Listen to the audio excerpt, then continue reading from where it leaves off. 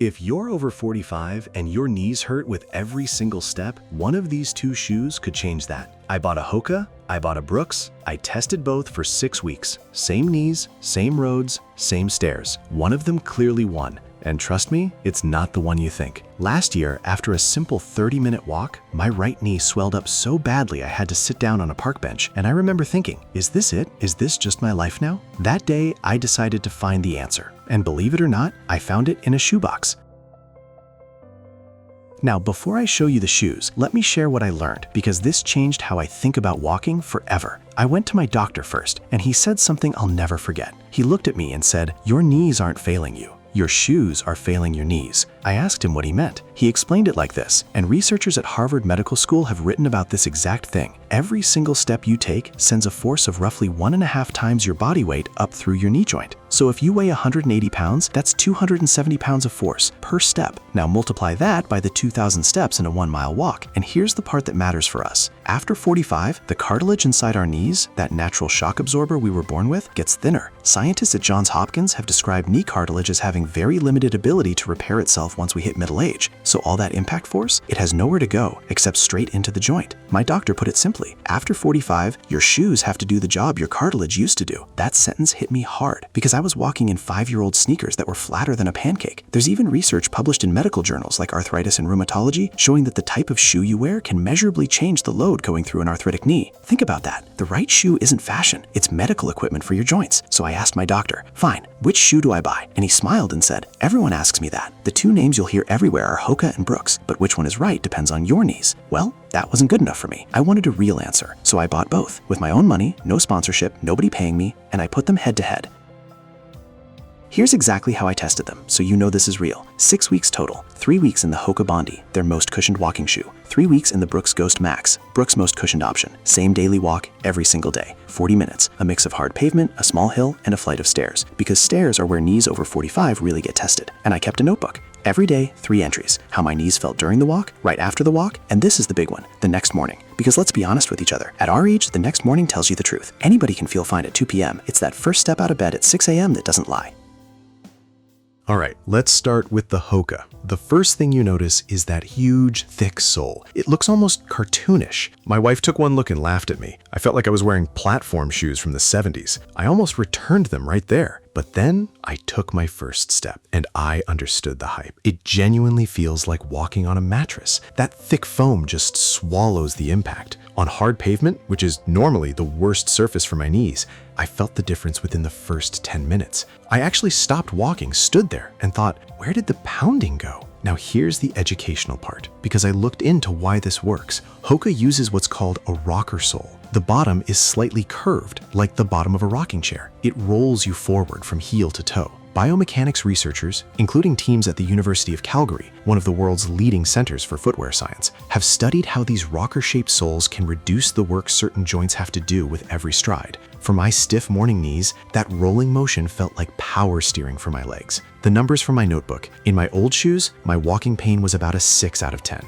By the end of week 1 in the HOKAs, down to a 3. I'm not exaggerating. My wife noticed I stopped complaining after walks, but, and this is the hidden problem nobody talks about in the reviews, all that soft, tall cushion comes with a trade-off: stability. Twice on a cracked section of sidewalk, I had a genuine whoa moment where my ankle rolled slightly on that tall foam. Nothing serious happened, but it got my attention. And here's why you should take that seriously. The CDC reports that falls are the #1 cause of injury among older adults, and researchers who study aging tell us our balance starts measurably declining from our mid-40s onward. Most of us just don't notice until something happens. When I mentioned the wobble to my physical therapist, she nodded immediately and said, that's the trade-off with maximal cushion shoes. You're standing on a soft platform. Soft protects the knee, but soft also moves under you. A shoe that saves your knees but risks your ankles is only half a solution. Remember that. It matters for the verdict.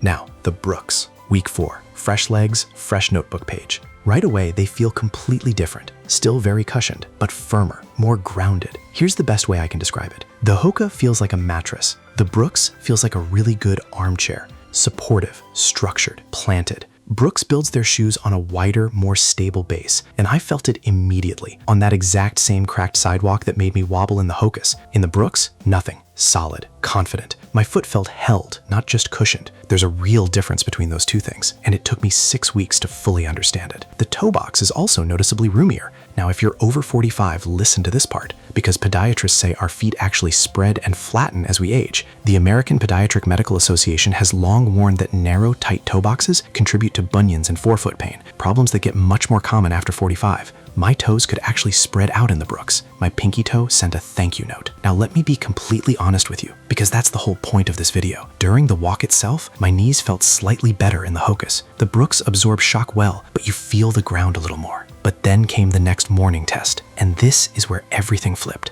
After long walks in the Brooks, I'd wake up and my knees felt normal. Less of that deep, dull ache, fewer stiff first steps. I checked my notebook 3 times because I didn't believe it, so I asked my physical therapist to explain it, and what she said matches what gait researchers at universities like Stanford have observed. She said, when you walk on an unstable surface, or an unstable shoe, the muscles around your knee make hundreds of tiny corrections you never feel. Every correction is work. Every bit of work is strain on the joint. A stable shoe quiets all of that down. In other words, the HOKA was protecting my knees from the road, but the Brooks was protecting my knees from themselves.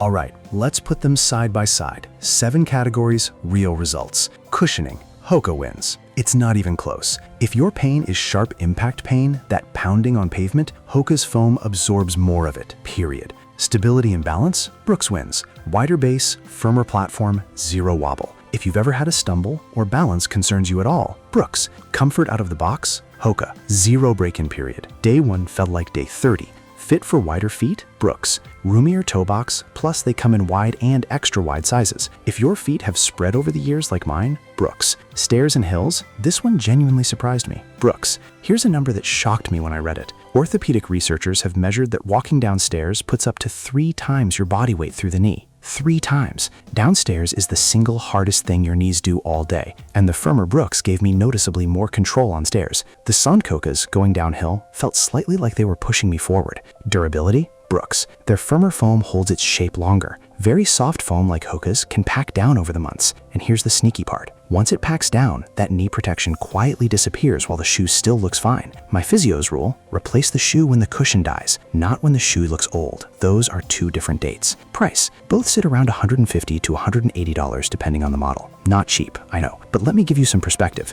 1 round of physiotherapy costs more. 1 knee injection costs way more. And a knee replacement? Don't ask. Compared to that, this is the cheapest health insurance you'll ever buy.